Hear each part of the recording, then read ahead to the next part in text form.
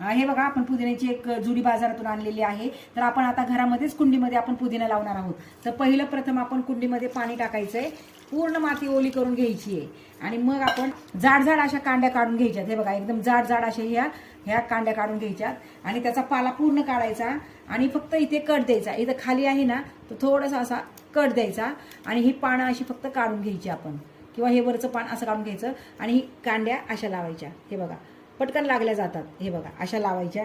तर सगळ्या कांड्या आता आपण अशाच लावून घेऊया. हे बघा, आपण सगळ्या पुदिनाच्या कांड्या अशा आपण लावून घेतलेल्या आहेत. हे बघा, कधी कधी काही काड्यांना इथे फुटलेला पुदिना असतो, इथे मोड आलेले असतात असे मुळं. हे बघा, असे बारीक दिसलेले असतात, त्याच्यामुळे तर लवकर आपल्याला पुदिना फुटतो. तर अशा काड्या जाड घ्यायच्या आणि अंतराने अशा लावायच्या.